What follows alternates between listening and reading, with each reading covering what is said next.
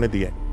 हेमंत सोरेन का कहना है कि आप लोग कोई भी मतलब हथकंडा अपना लें, युवा को आप लोग एकत्रित कर लें, जन आक्रोश रैली निकाल लें, इससे कुछ होने जाने वाला नहीं है, क्योंकि हम लोगों ने मैया पेंशन योजना जो है सो लागू किया है, हम लोग वृद्धा पेंशन योजना जो 50 वर्ष से कर दिया है, बहुत सारी स्कीम बालू फ्री में दे रहे हैं, लोगों को जो है सो बिजली पहुँचा रहे हैं। कैसे आप लोग इन सब चीज़ों को एक साइड रख करके फिर से लगता है कि भारतीय जनता पार्टी सरकार में आ सकती है?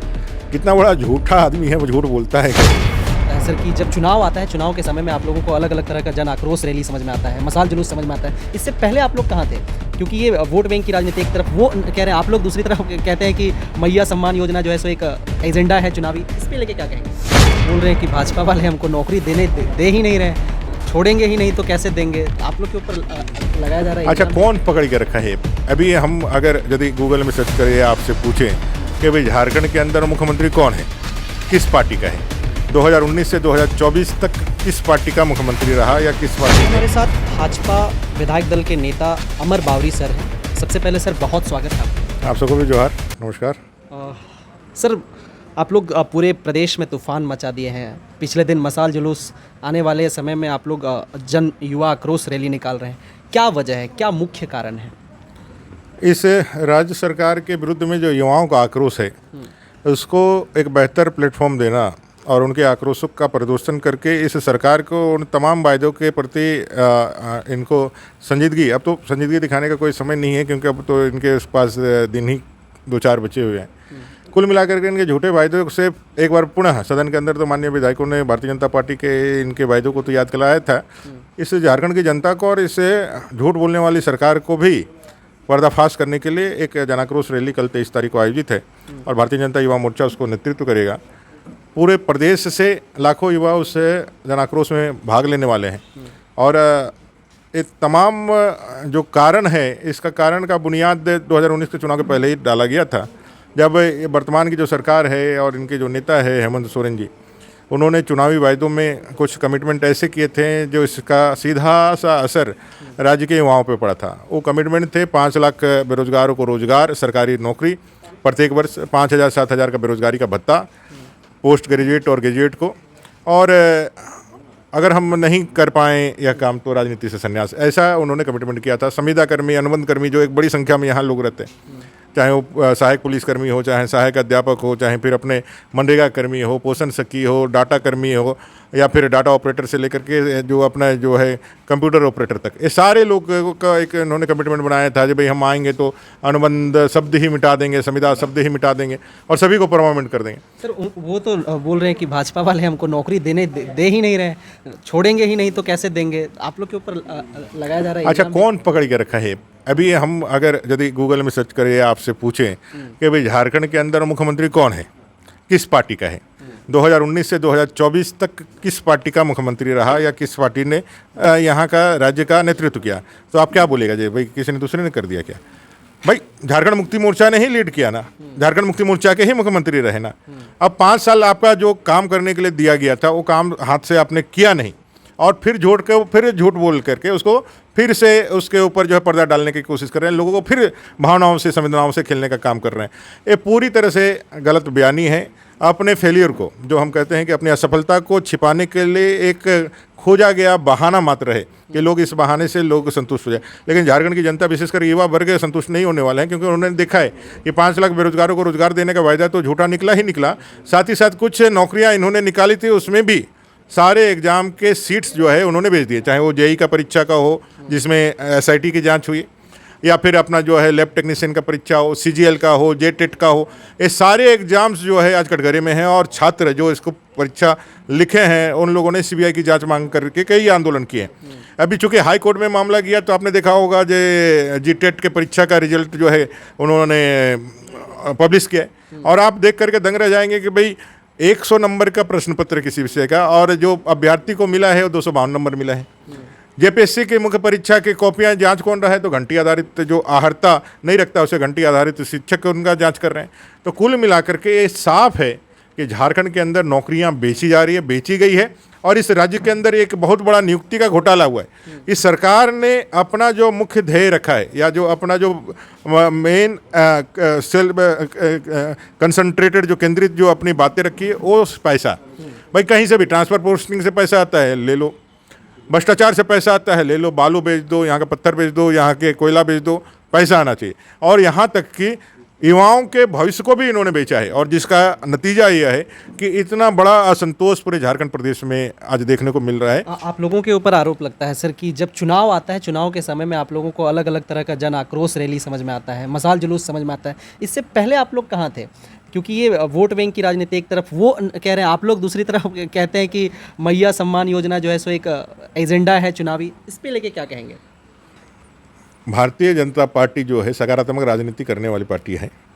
जनता ने इनको जनादेश दिया था। 2014 से 2019 तक जो हमारी सरकार चली थी, वो सरकार किसी से भी पूछ लीजिए, विकास उन्मुखी सरकार थी, और विकास के कई एक मापदंड हम लोगों ने स्थापित किए थे, जिसमें 38 लाख परिवारों तक बिजली थी, ये 30 लाख परिवार तक बिजली नहीं तो वहाँ तक बिजली पहुँचाने का काम हो, इंफ्रास्ट्रक्चर डेवलपमेंट करने का काम हो, कई एक चीज़ों, लाखों लोगों को रोजगार देने का काम है। और आज जो नियोजित है, चाहे वो हमारे दरोगा के हो या बनरक्षी हो या शिक्षक हो, सभी लोग नियोजित है, उसमें किसी प्रकार का कोई विवाद नहीं है।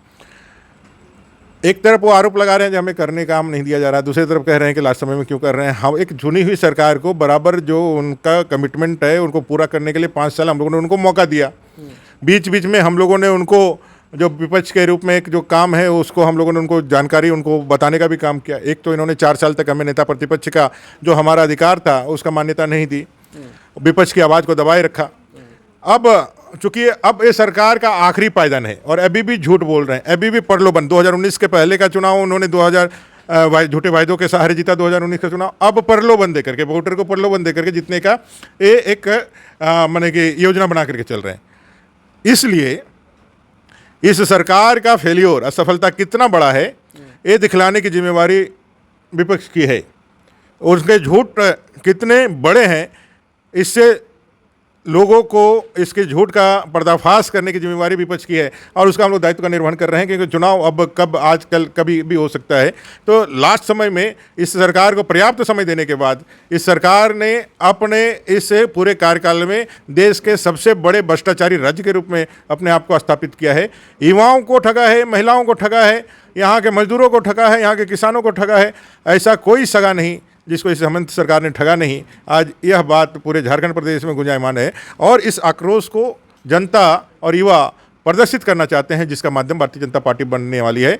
और इस सरकार को उखाड़ फेंक करके एक जनता के नेतृत्व में, जनता का प्रतिनिधित्व करने वाली सरकार, जनता की भावनाओं का प्रतिनिधित्व करने वाली सरकार एक बनेगी 2024 में, जिसका नेतृत्व भारतीय जनता पार्टी करेगा। युवा जन आक्रोश रैली जो आप लोग निकाल रहे हैं, उसमें कितनी भीड़ होने की आशंका हो सकती है? देखिए, जिस तरह की सूचना है, लाखों युवा निकल चुके हैं, लाखों युवा आने वाले हैं, और तमाम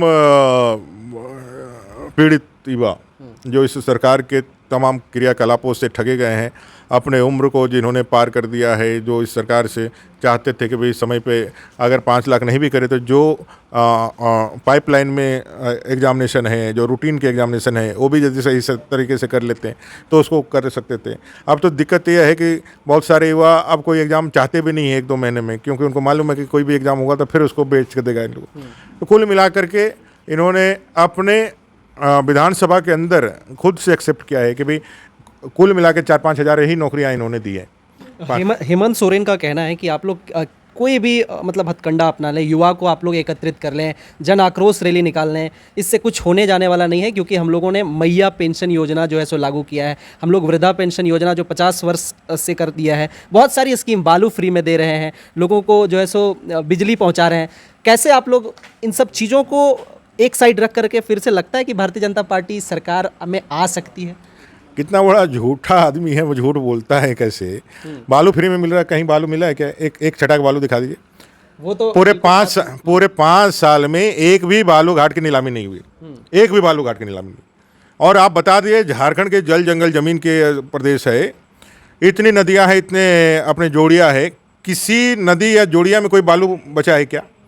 एक नदी जोड़िया में नहीं बचा, तो कहाँ गया बालू? इस सरकार ने सबका जो है स्मगलिंग करा दिया, इसको लुटवा दिया।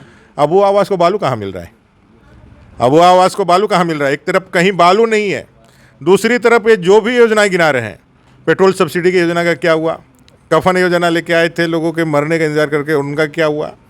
कई एक योजनाएं, ये सारे फेल योजनाएं हैं। और जो आज आप लोगों को अंतिम दिनों में, जब आप सरकार बनाने वाले थे, तब आपने गरीबों के न्याय शीर्षक दे करके कहा था कि भाई हम सरकार में आते के साथ प्रत्येक गरीब परिवारों को सालाना 72,000 रुपये देंगे।